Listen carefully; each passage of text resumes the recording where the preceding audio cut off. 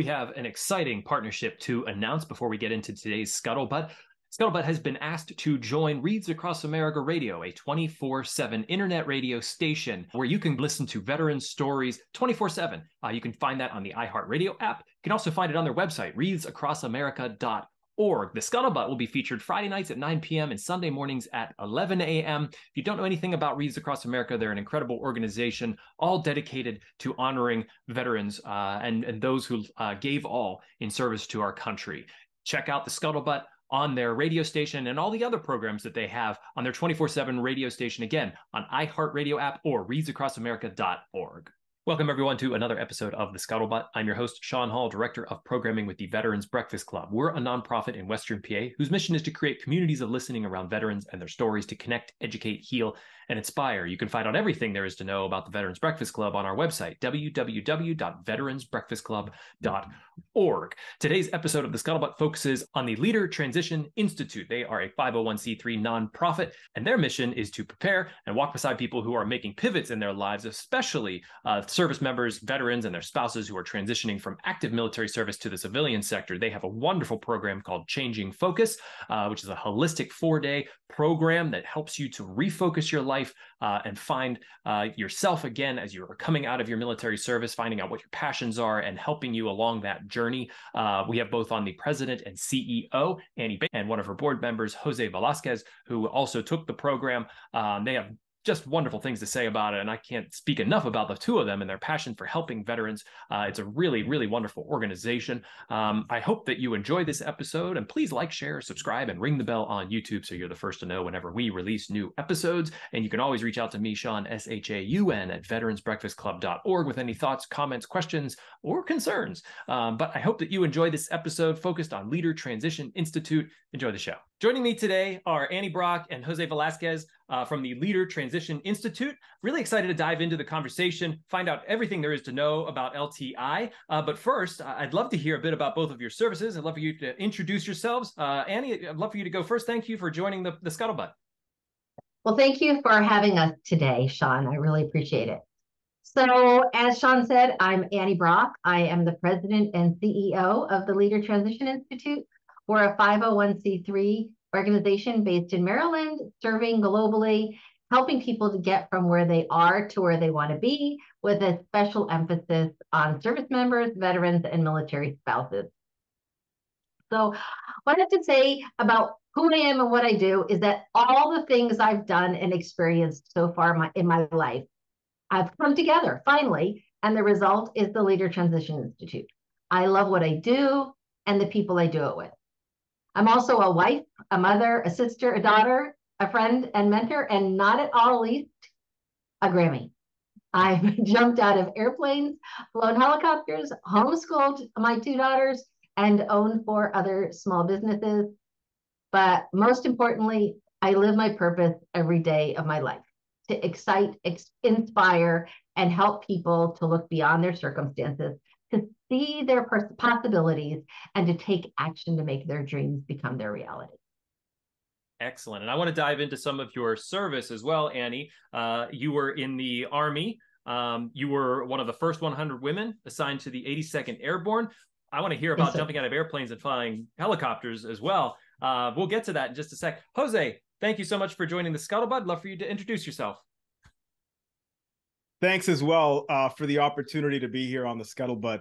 So my name's Jose Velasquez. I am a recent transitionee, I guess if you consider 3 years recent.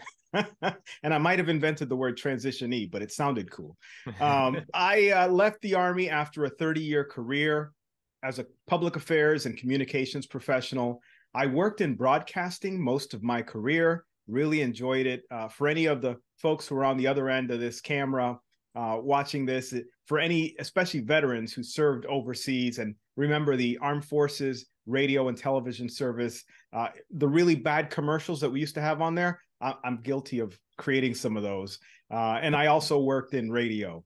As I transitioned, I'm actually a board member of LTI, but in addition to that, before I ever became a board member, I was a student in the class with Annie, and her program really changed the trajectory of my career, my life as I transitioned. You know, one of the things that they don't tell you when you're transitioning from the military is how different the perspective is that you have to have if you intend to succeed. There's a lot of programs out there that do a lot of great things. But what I've noticed is most of them boil down to one thing: getting a job. LTI doesn't do that. The Changing Focus, Moving from We to Me program focuses on helping you better understand yourself so that you can figure out what it is that you want to do long term. And that changes everything. You know, I understand that the median time frame for people to be at jobs after they leave the service is really short. And especially for service members as they transition, that first job is rarely the right fit. Sometimes it is, but rarely is the right fit. And this program really helped me figure that out. Now, in my case, I loved broadcasting and I missed it. You know, I became management halfway through my career, and you know how that goes, right? You're behind a desk. It wasn't as fun. So then I turned around and got back into broadcasting. I'm a radio host for a radio station that plays the best music of the 80s and 90s. Very much love it and happy to talk more about that in depth. But in addition to that, I started a small business with the support and guidance of Annie and her team. And I feel like I'm moving in a direction that really helps me fill my passions as I turn around and help lift others up as they go through their transition as well. Jose, we'll definitely actually do a one-on-one scuttlebutt that I'm really excited by, because your background in broadcasting and with the Army, we don't nearly have enough time to talk about both of your services. But Jose, we're gonna have a one-on-one. So for our listeners, look for that in a future scuttlebutt episode. Annie, I want to jump back to you. When did you enlist and why? Oh, now the truth is going to come out because you're going to find out how old I am. So I enlisted in the Army in January of 1979. I had finished college with a plan of going to Capitol Hill in Washington, D.C. and getting a job in a senator's office, the senator from New Hampshire. I had done an internship with him the summer, 2 summers before, and he had promised me a job when I graduated. What happened, though, was that the senior senator retired and the junior senator took on all his staff, and there weren't any positions. So I was pounding the pavement in Washington every day looking for a job, filling out job applications. And I was staying with some friends of my father's in Virginia, and every day I passed an Army recruiting office. And to me, that was familiar territory because I was a military kid. And so I went in one day to talk to them, and they was right for the picking. I took the test. They talked to me the first day. I took the test the second day, and they told me I could have almost any job in the Army I wanted because I scored so high. And so we talked about computers because I had learned to do computer programming in college. And I knew that computers were in big air-conditioned buildings, so I thought that was a safe place for me to be. And so they told me I could be a telecommunications center operator. I missed the word combat at the beginning of that. But anyway, I was all excited. I went back the third day and did my physical. And the fourth day, I left for basic training. What was basic like for you? Oh.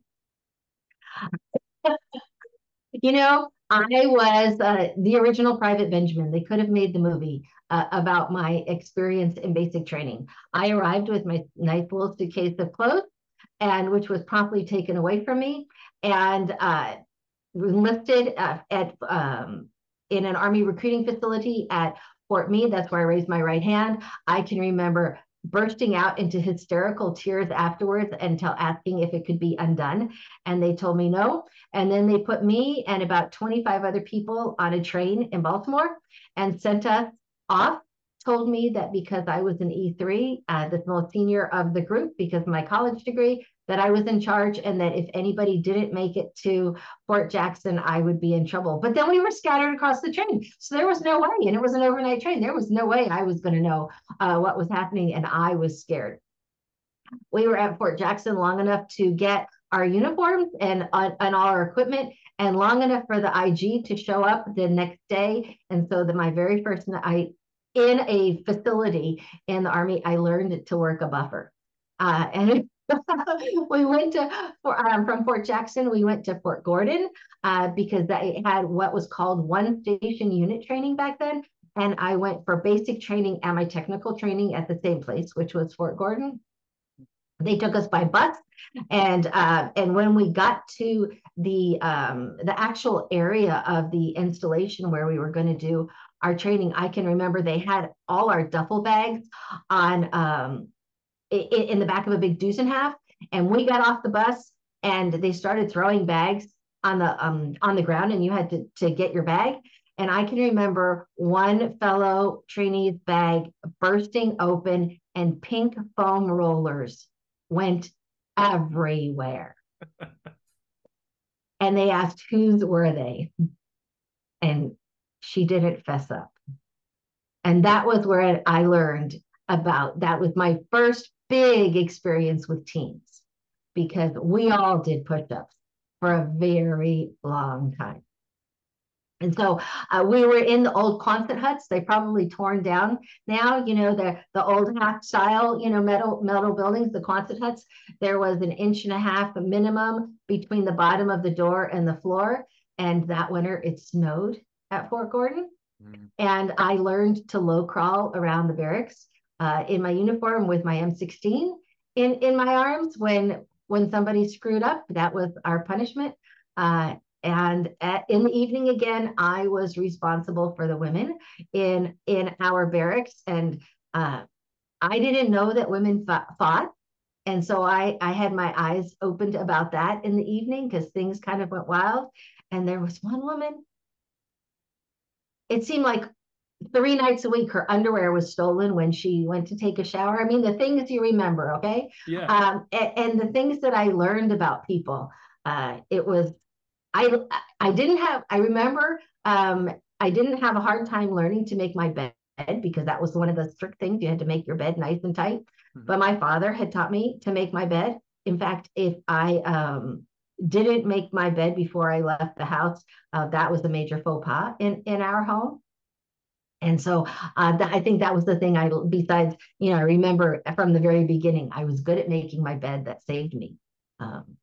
One of those adjustment things. So if you have any advice for somebody joining, you just say, learn how to make a bed, and that'll at least ease some pain in the get-go. Yeah. Yeah. And we had to fold our socks. I don't know what they do in the other services, but in the Army, we had to fold each sock up into a little roll and then fold the top of the sock up. And by the end, it looked like a little a hot dog bun. And my husband was in the Air Force for 23 years, and we've been married for 35 years, and he still does not know how to fold my socks right. I don't fold them like that anymore, but I fold my little, ankle socks. I fold them very neat, and they're very flat so that they can stack up very nicely in my drawer. And I can't help but think that that's a remnant from basic training. It's got to be. And we're going to fast forward here just to touch into your service, but how did you get to the point of jumping out of airplanes and flying helicopters?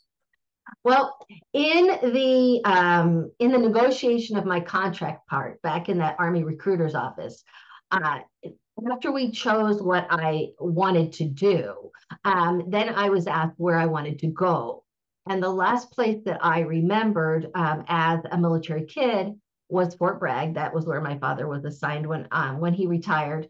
And he was an instructor in the Army Special Warfare School. And we used to go out on weekends and watch him do fun jumps. So I was telling the recruiter about this. Okay, yes, I'll go to Fort Bragg. I remember this and this and this. And jump school had opened up in the last year or something to women at that point. He said, well, do you want to go to jump school? And I said, that sounds like fun. Let's do it. That's how I got to jump school. What was your first jump like? Was it terrifying or was it exhilarating? That's a whole nother story. Jump school is a 3-week class. It took me 9 weeks to finish it. I never failed anything, but I got hurt. I got sick. There were cycle breaks. And when I got to my first jump, I did a very poor PLF, a parachute landing fall, or PLF. You have 5 points of contact, and I changed that. I left out 4, I added in 1, so I had 3, and I landed on my feet, my butt, and my head, and I hit my head so hard I dented my helmet. Oh my goodness. But I knew at that point that I really needed to finish. So I gathered up my parachute. I stuffed it all in my kit bag. I attached my reserve to it. I threw it up over my head and shoulders and ran off the drop zone. You get on the plane at Fort Benning, Georgia, and you land on a drop zone in Alabama. So they bust us back to the parachute shed in Georgia at Fort Benning. It's not called something else today. I'm not sure what. I don't have all the names straight, but and it's a really special name too, because it's named after a couple. I have to look that up. It's that base that was named after a couple because of her contributions to military life. And so anyway, I was standing there all rigged up for my second jump, and I must have been doing one of those bob and weave numbers, because I can remember Captain Brown. I can remember to this day, he came up right in my face and he said to me, you have numbers and letters that identify you. And I was Tango Golf Whiskey 7. And he said, Tango Golf Whiskey 7, are you okay? And I looked at him straight in the eyes and I said, sir, if there are supposed to be 2 of you, I am just fine. So they called in the medevac helicopter, and that was my first helicopter ride in the Army, and took me out and I had a concussion. I spent the night in the hospital. The doctor threatened me with a psych eval because I wanted to go back and jump the next day. They made me wait until the following week, and I did my last 4 jumps. Jose, do you get these stories at the board meetings? Well, she shared them with all of us at some point or another, and they bring back a lot of memories for many of us on the board, because we also went to airborne school. And it's funny how over the years, regardless of what era you were in the military, a lot of these stories just kind of combine and remind us all about similar experiences. So yeah, I had a couple of jumps just like her. Feet, behind, and head. Oh boy. Yeah. And last, Annie, I wanted to get to becoming a pilot for helicopters. How did you get into that? Was that something that it sort of developed over the course of your service? That was another happy accident. I went from a jump school to Fort Bragg, Fort Liberty now, and had been there. Was fortunate enough to be working in a battalion headquarters at that point as a battalion legal clerk. And narrated all the ceremonies. I was one of the senior enlisted, as an E5, I was one of the senior enlisted women in the division. And my leadership suggested that I become an officer because I was near the end of my enlistment and I didn't have a plan. And so they extended my enlistment so that I could apply for a direct commission in the Quartermaster Corps. They figured I was a shoo-in. The battalion commander was, important in the Quartermaster Corps. They thought for sure that I would get a direct commission in the Quartermaster Corps. And so I filled out that paperwork. I didn't get that. It turned out that the Med Battalion commander had gotten a copy of my paperwork, and he had brought it to the Medical Service Corps. And so I instead was commissioned into the Medical Service Corps. And when I was at my officer basic course at Fort Sam Houston, they came in one day and they wanted to share our options with us. And they talked about going to jump school. I didn't need that. I did jump master school before I left the 82nd. So I had senior jump wings. Then they talked about air assault school, and that was entirely more work than what I wanted to do. I had heard stories about running around with logs on your shoulder, and that wasn't exciting to me. And then they said, they said another option was flight school. And I thought, wow, I can drive a car. Certainly somebody can train me to fly an airplane or a helicopter. So I raised my hand. And there were 4 other people who raised their hands, but I was the only one who passed the interview, the physical, and the testing and all that. So I went off to flight school. Oh, incredible. And I'm sure we could spend even the full hour really here just talking strictly about all of that experience. Thank you for sharing all of that. I'd love for our listeners, whenever they come to a scuttlebutt and they know, like, oh, we're going to hear about the organization, Leader Transition Institute, but we also like to hear, the president CEO's story. Like, there's a lot of stories behind your service, and I'm sure many, many more. So we will get back to you in just a sec. Jose, we're going to do our one-on-one like we mentioned, but I would like to ask you the same question: is when did you enlist and why? Yeah, great question, Sean. Thank you. I enlisted in 1990. I was just getting out of broadcasting school and learning that broadcasting school without a degree still meant you're going to get coffee for somebody for no price at all. And so I was like, oh, I can't live off of stolen coffee every day from the radio station. And so I worked at the radio station for about 30 days, and I thought, okay, well, I got to go do something that actually makes me money. Mm-hmm. And similar to Annie, I walked by a recruiting station every day. And so I walked in and I said, if you can make me a broadcaster, I'll sign up right now. Mm-hmm. And it was a process. It was a process. And I know we'll talk in more depth about it in our future discussion. But it was a goal. It was a dream. And, the opportunity to work in the field in the Army just was too much to pass up. And it gave me the opportunity to move out of a very challenging environment, the inner city, and go reach for my dreams. And I did that. So really positive experience. I joined up in 90, and January of 1991, I was in basic training.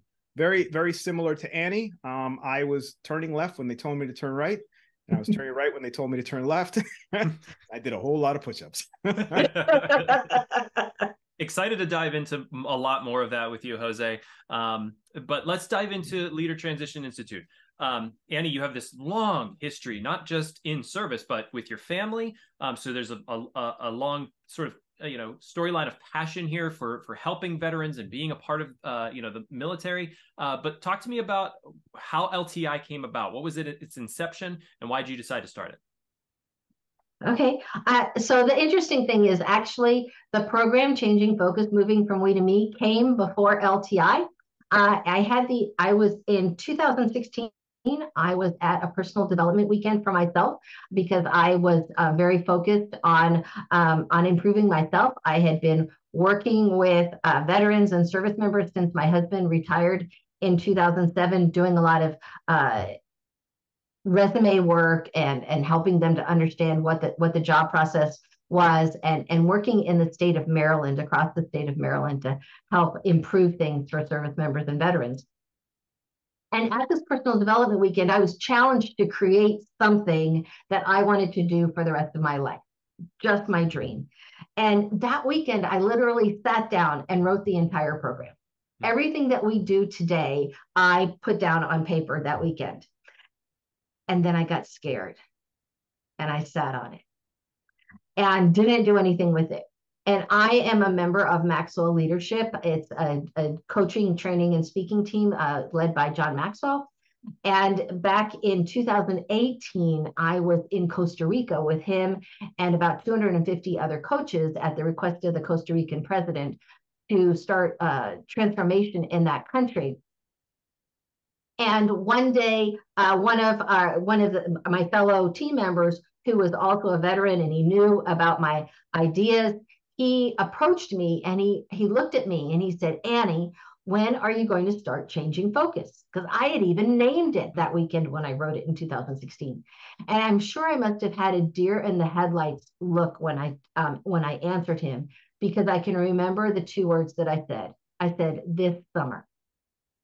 And then I flew home to Maryland. And that was a really long plane ride, not because of the length of time, but because I had to search in my soul about what I was going to do. This person was somebody I respected, and I had given a deadline, and I thought, how am I going to pull this off? I have to do it.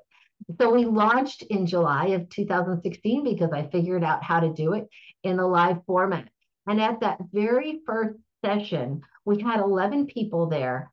And I learned from talking to them that people in first responders needed something similar. People coming out of education, when they retire from that, they needed something similar. And so I thought we need to formalize the program into a business format of some kind. And I started thinking about, okay, we could have changing focus in various versions. And I found that name was associated with a divorce program. So I couldn't use it. So then I thought, what are we going to do? What are we going to do? So I came up with the name Leader Transition Institute. I checked a whole bunch of places. Nobody else was using that. And so we created that as an umbrella to put changing focus into and everything else that we create in the future. So that's how it came about. We came up with the program and then came up with the organization to take care of it. So, what is changing focus? Is it it's a class, a program that a veteran or a spouse could take? Yeah, and actually, we started in the in-person setting because that was what I thought we would be, a traveling roadshow around the United States. But we are actually primarily now in the virtual arena. So, changing focus is 24 hours of training over 4 days. Okay. We generally start, unless we go to an installation where they want us to do it on a different time frame. We always start on a Thursday night when we can, and that's what we do in the virtual arena. So the program is designed to fill the gaps left by the Department of Defense mandated program. There's a really good reason for why the Department of Defense mandated transition assistance program does what it does. It fills the needs of the Department of Defense, but it doesn't fill the needs of service members. And can you explain that a bit? I've done previous scuttlebutts about TAPs or TAP. I'm sorry. So I'm interested to hear sort of where it's insufficient and just what you just said, like how it's filling the need of the Department of Defense, but not the other way around. So when somebody leaves the military without receiving military retirement income and they can't find a job, regardless of what state they go to, when they can't find a job, they can file for unemployment. But during our time in the military, we never have any unemployment taken out of our check. And the military never puts into any state's unemployment program any money. And so the deal is that each state can go back to the Department of Defense and say, you owe me $2,500 for Johnny, you owe me $3,000 for Mary, you owe me $5,500 for Dick. And in 2010, the Department of Defense paid back to the states $1 billion in unemployment. That's a lot of money that could go to our nation's defense. And there had been various thoughts about a transition program before then, but that's when they got serious about it. And so the program is designed to cut down on that amount of money. And how you cut down on people receiving unemployment is to get people into jobs. And so the transition assistance program is designed to fill that Department of Defense need to save that money. And so they teach people how to write a resume, kind of. They teach people how to wear a suit. They teach people how to do a job interview. They get them started on LinkedIn, and they teach them how to access their VA benefits. And that's all important in the job seeking process. But what I had learned over my time period of working with veterans, my own experience with transition, there were no transition programs when I left in 1988. I was an Army captain one day and an Air Force spouse the next, and there was nothing to help me. And when my husband retired in 2007, the programs were just getting ramped up and they weren't mandatory. And I had been working with people, and what I had come to understand is that what we call in the Department of Defense a transition assistance program is actually a job change program, because the transition is a change, is what happens in your head. It's a mental shift.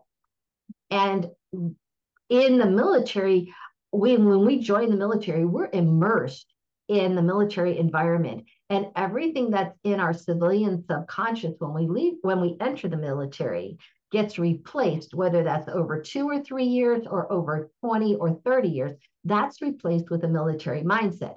And it's a scientific process during basic training, and it continues throughout our career.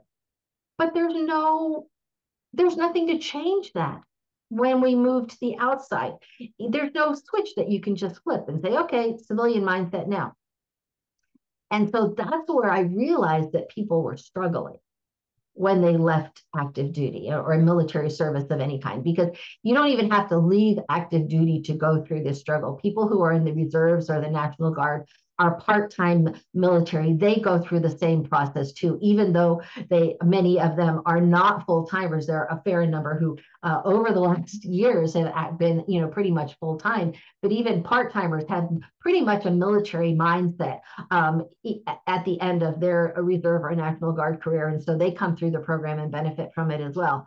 And so that's where we focus. We focus on mindset, helping people to understand change, how hard it is, how long it takes. So on that first Thursday night, we spend that time period, about 2.5 hours, talking about the neuroscience of change, because my personal opinion and people who've come around me agree with me, is that when we understand how something works, very often we can deal with it better.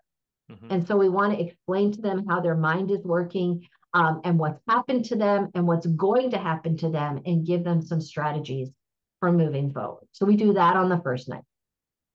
We come back on Friday at 8:30 in the morning, and we spend all day talking about individual purpose and vision, helping them to articulate and formulate and articulate a purpose statement for themselves. Everybody's used to doing that for the organization, but they've never given a thought to it for themselves. So we help them do that for themselves, and then they create a vision using all the different 8 parts of their life. We look at we encourage them to look at their spiritual life, their family life, their personal growth, their financial, all the different. We have 8 different areas of life, and we encourage them to create a vision that encompasses that, and we help them start to create a plan to move that forward in the next 3 to 5 years. And then we come back. We do that all day on Friday. We come back on Saturday morning, and we've learned that painting is a really good metaphor for transition. And so we paint for a couple of hours. Then we talk about the dollars and cents of transition, because there are a lot of financial decisions that people have to make when they're leaving active duty. And in the afternoon, we talk about communication. In the ramp up in the week before we start, everybody does a Maxwell Leadership DISC assessment. We use the DISC personality profile. And on Saturday, we give them a 3-hour introduction to the results of that, which we follow up afterwards. They all receive an individual debrief of their personal report. So that's what we do on Saturday. And then we come back on Sunday morning, and we talk about purposeful living, living an intentional life. So we do all that. We have optional sessions on Friday and Saturday nights where we talk about advanced networking techniques on LinkedIn, and we do individual resume and LinkedIn profile reviews in a group setting, so everybody can learn from themselves, from each other. So we do all of that. We cram it in. We play with Legos. We paint. We talk. We cry, and do it all in the virtual arena. And it's free. We encourage people to participate with their spouses, but we understand the tyranny of the calendar and family schedules, and so sometimes spouses come on their own. And one of the things when as these veteran programs in the civilian arena started popping up in the mid 2000s, was that everything seemed to be for post 9/11 veterans. And what that meant was that I didn't qualify for anything. And I knew that there were some areas where I could still use some help for myself. And so one of the things that makes us different is any veteran, regardless of their era, they could be out for 20 or 25 years. And we've had them come through when they've been out for 30 years, regardless of their type of discharge. Because people were discharged back in the 1990s and 80s and 90s for things that they would never be discharged for today. So regardless of discharge, they are eligible to come through our program. That's excellent. Something that really sticks out to me about this program, as opposed to the others that we've highlighted on the Scuttlebutt, is very holistic for you to dive into sort of spiritually. Where do you want to see yourself in 3 years? How do you get there? This idea of total vision.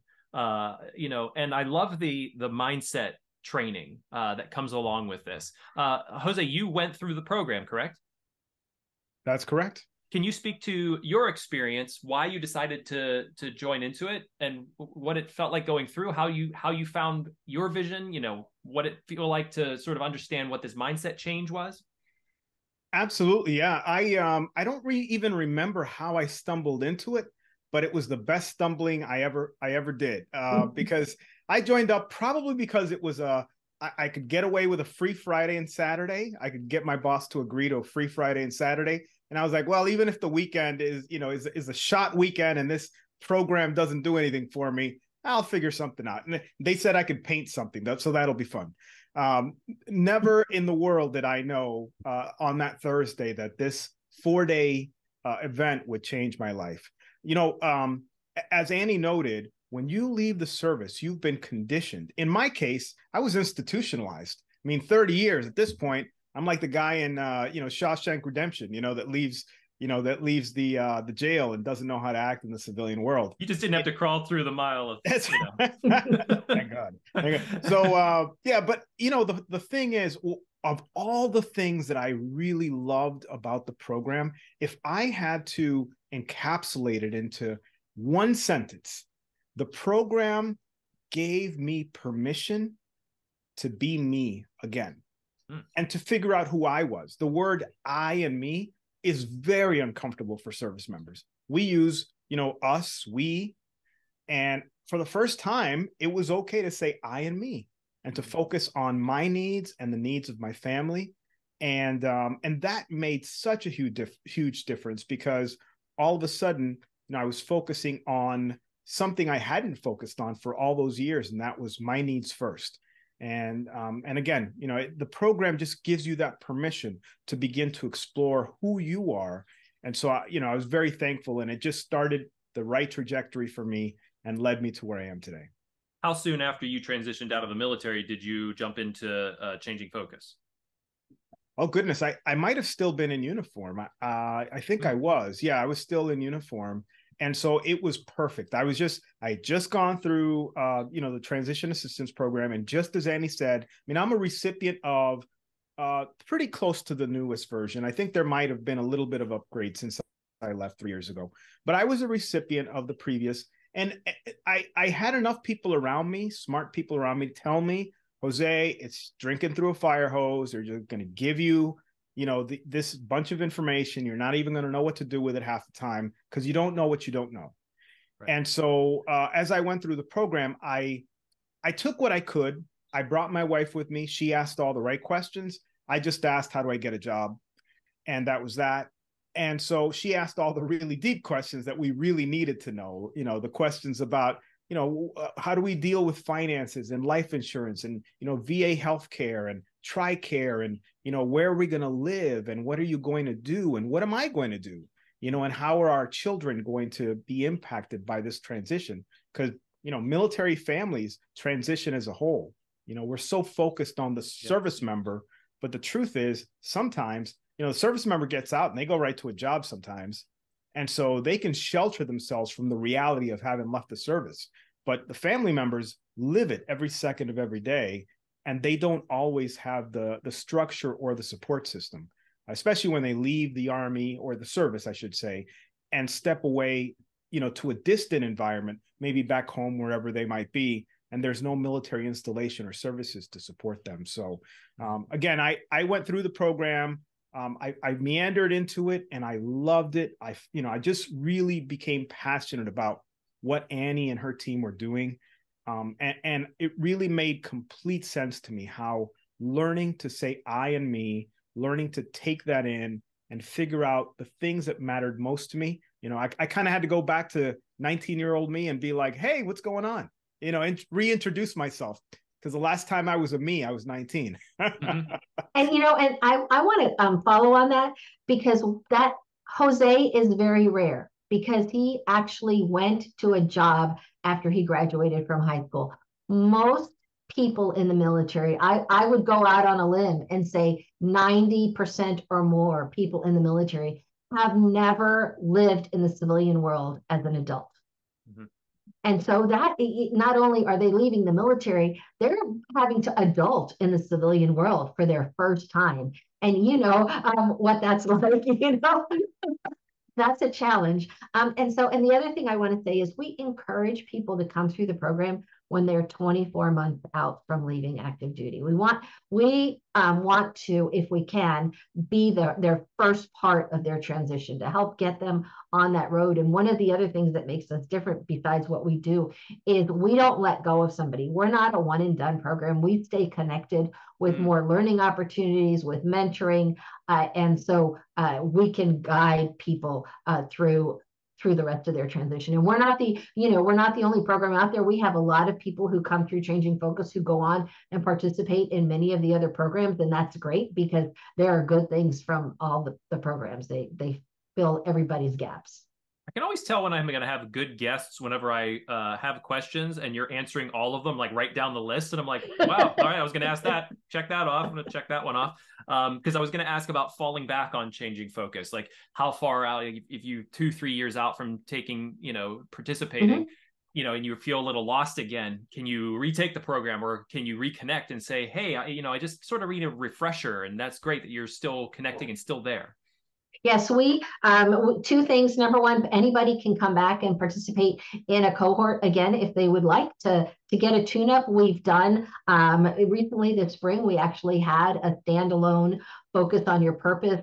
That's our Friday day. We had a standalone tune-up of that for people who had participated before who wanted to focus on that area. And every month on the first Tuesday night of every month, we have a gathering of our alums. And so the ones who have had successes are sharing their successes. Somebody needs help, they ask for help and we talk about it and we help to move them forward and gather together. So it's really important to stay connected. And I want to highlight, you said this Changing Focus is free? Yes. Is it just free for veterans and their spouses, reservist guard, or is it free across the board? It's free for everybody who's eligible for it. Okay. Nobody pays for it. Okay. That's awesome. And you've had over 300 participants across 33 states, 8 countries, 4 continents. You said virtual. Do you do any in person still? We do. During COVID, Special Operations Command brought us to Fort Liberty a couple of times, and we did it in person there. What we have learned through those experiences, and then my thinking back through the first 5 that we did that were in person, is that when people are in the same room with each other, they don't think in themselves as well. They don't go as deep within themselves. We notice that in their comments and in the discussion. And even if they know each other, just being in their own Zoom box, that virtual environment, somehow it breaks them down enough that they can really do the deep work that they need to do within themselves. And so we prefer to be in the virtual arena, but we are happy if somebody will pay for us to come and do it in person. We're happy to go somewhere. And that's one of the things that I have to say, though, is we were, I hate to say anybody was a beneficiary of COVID, but we were a beneficiary of COVID having to move into the virtual arena because we cut our costs in the virtual arena by 60%. It's very expensive to do this kind of a thing in person. So that's, we won't pay to bring the program someplace anymore. We have to have somebody sponsor us and pay for everything because that's not a good use of our resources. The other thing about the virtual arena that we learned is that we are serving people in places that we would never get because it's very expensive. We have to go to places where there are big concentrations of people ready to leave the military. And so that limits where we would go. But we have had cohorts where we've had somebody in Korea or Japan and somebody in Germany, and then people spread across the United States at the same time. And so to be able to touch people in all who need us in all those places. And I will say, we're having our 5th birthday celebration this Sunday, the 16th. And we ordered some special LTI cookies that I am sending out to everybody who registers until they run out. And so this weekend, I sent the overseas cookies. there's a military service member who works in the American Embassy in Cairo, Egypt, who registered, and I sent them a cookie. And so, being in the virtual arena means we're touching people who need us everywhere. And I think that's really critical. That also is the answer to the question. It doesn't matter where you live. It doesn't. They can take part in this. So the program, anybody can take this and everybody's going to get something from it. Yeah, that's the most amazing thing. When I first started it, I wasn't quite sure what was going to work, how this was going to happen. But we have fashioned it and created it in an interactive way. And we're really conscious, my fellow facilitators and I, of drawing everybody into the conversation. If somebody is too quiet, we will ask them a pointed question directed towards them. And it's very interesting how after, by the middle of Friday, people are telling each other things that they have never told anybody. Mm-hmm. And so, as what Jose alluded to earlier, is that across the services and across the ranks, we have some very common experiences. Mm-hmm. And so that's what brings us together and makes it all work. It doesn't matter whether you're an E5 or an 06. Everybody, as they are leaving the military, is thinking the same thing. How am I going to do this? Who am I? I'm scared. And I feel like I'm alone. And that's, to me, was the biggest surprise, is that people have said to me afterwards that they were happy to find out that they weren't alone. That's so key. That's so, and to find your new purpose. We've talked about it a lot on the Scuttlebutt of when you leave, when you transition out of the military. One of the reasons why a lot of servicemen and women feel lost is they just haven't found that new purpose, that new passion, or felt like they belonged somewhere. So to provide that space, and not just for a weekend. This is a new family that you are developing. This is a new network that are there to care for you and there to see you through and make sure that you land on your feet. That's so big, and it's so heartwarming to hear the passion that you have for it. Thank you. So I am not a veteran, but role play. If I'm a veteran, I'm like, I'm going through that transition. How do I learn about LTI? Who do I contact? What website do I go to? Who do I email? What's the process? So pretty much the people find out about us by word of mouth. So just like changing focus in person places is expensive, so is advertising. And so we use social media. LinkedIn is our biggest platform to reach people. And then we have our alumni. Most of them are on LinkedIn, and they are our raving fans and encourage their friends. So we have a website. It's called leadertransitioninstitute.org, and you have to put the www in front of it sometimes, and sometimes you don't. But I can give you a link to go to. It's a bit.ly link. It's bit.ly/CF for changing focus. And then there's a hyphen and the word registration. So it's bit.ly with a dot between the T and the L, and then CF, Charlie Foxtrot -registration. Ooh, you gave me the Charlie Foxtrot. Nice. We will have so that. And there's an application form that we have there, and they fill that out, tell us what cohort they want to come to. Mm-hmm. And then after they've filled that out, they get a link to our calendar, and they sign up for what is called a Changing Focus info session. And it's a 15-minute telephone chat with people who have signed up for all our different cohorts. And we talk about what our expectations are of them when they participate, and we expect that they're going to show up.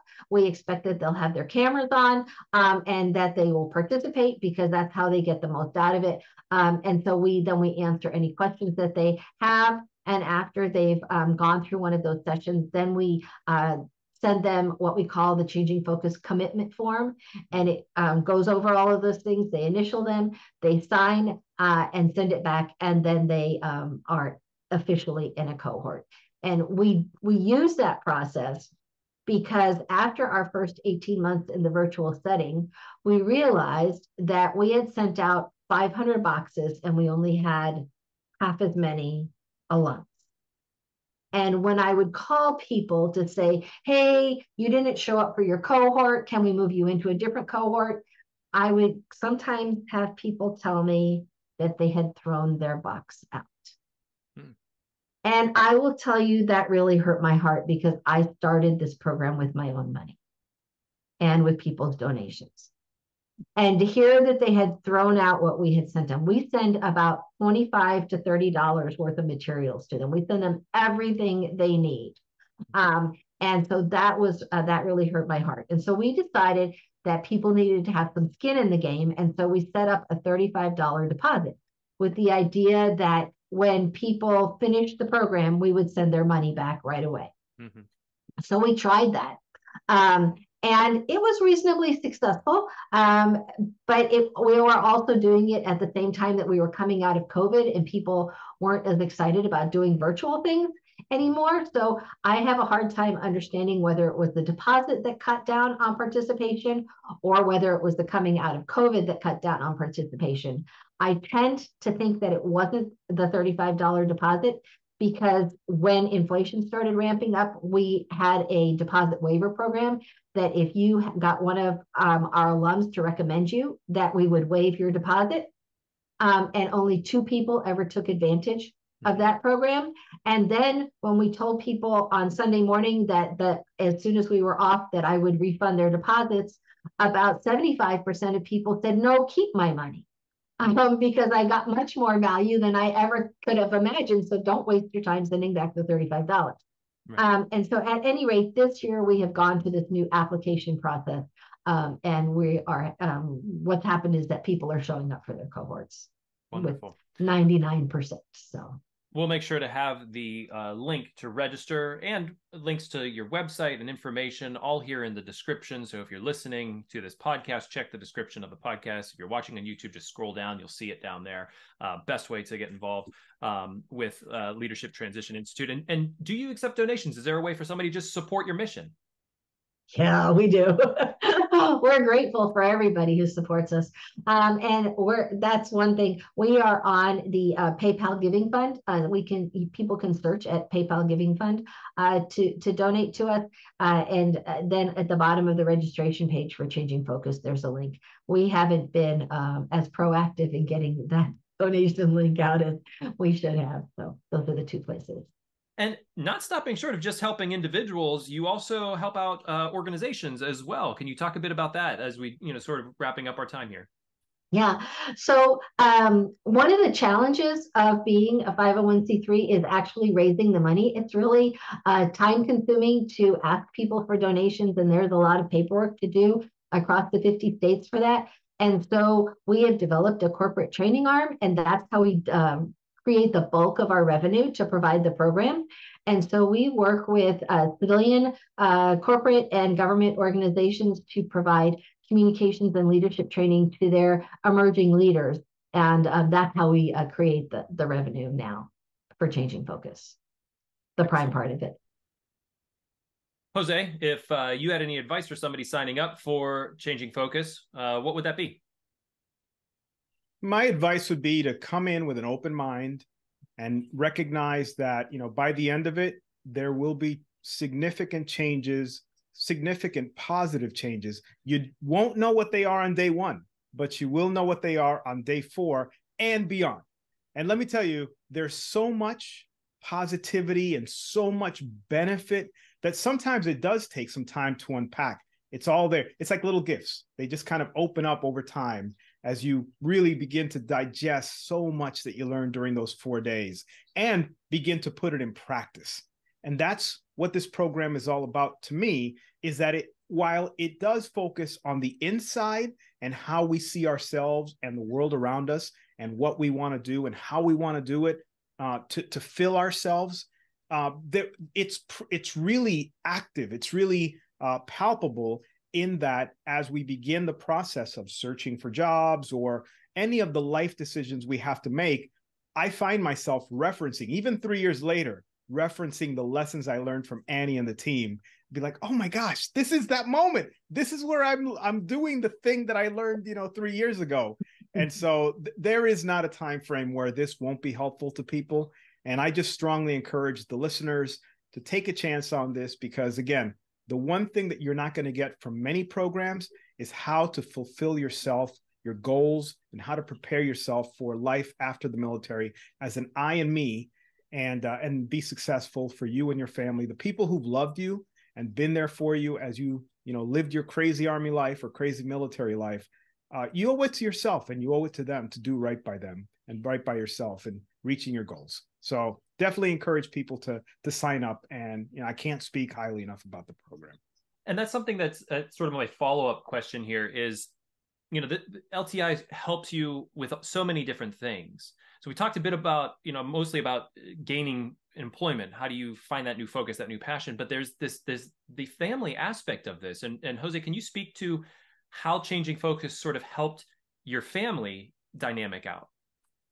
Yeah, that's a great question. One of the things that happened to me is I started focusing so much on the job hunt that, as I noted earlier, I started to forget that my family and I were going through this together, and that they had concerns, fears, just like I did.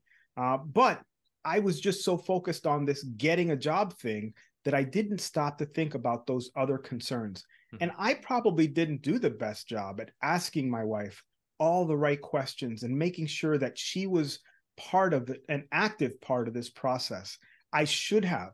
And it wasn't until I took the program that I was able to recognize in myself that, this was a team effort for my wife and I. We have grown children, but even they were impacted because they spent my entire life. I was a sergeant major, throughout my whole career. And so, that's the life. They knew dad in uniform. And so we all had to figure some things out. But I'll tell you, it was so important to go through the program and learn these lessons, because I even learned the communication skills that I needed so that I could go back to my wife and, ask the kinds of questions that would lead her to share some of those fears so that we could work through them together. And, that made us stronger.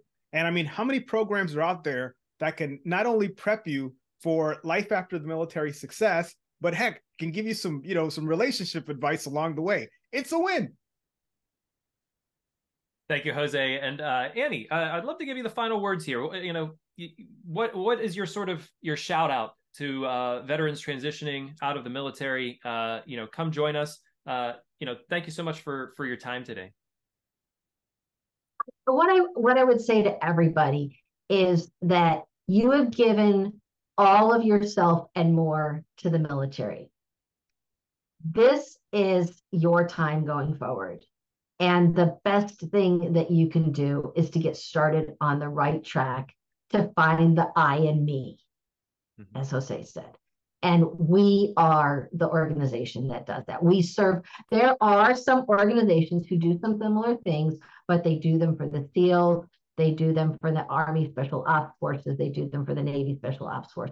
We serve across all of the services, all of the ranks, regardless of what you did in the military. Come and let us work with you, because you owe it to yourself. I want to thank you both for your time today, for spending time chatting about your individual service. Again, Jose, we're going to have you back on the Scuttlebutt to dive more into that. Annie, I know we just scratched the surface. Would love to follow up with you again to hear more about it. To our listeners, please like, share, subscribe, ring the bell on YouTube so you're the first to know whenever we release new episodes. And you can always reach out to me, Sean, SHAUN, at veteransbreakfastclub.org if you have any questions or thoughts, or if you want to reach out to LTI and you just like to have a warm handoff, I'm happy to do that. Always excited to hear from our listeners. And if you have any ideas for future Scuttlebutts, please send them my way. To you both, Jose, Annie, been a pleasure and an honor today. I hope to follow up with you and see you again on a future episode of Scuttlebutt. And I hope you both have a wonderful day. Thank you so much for having us, Sean. I really appreciate it.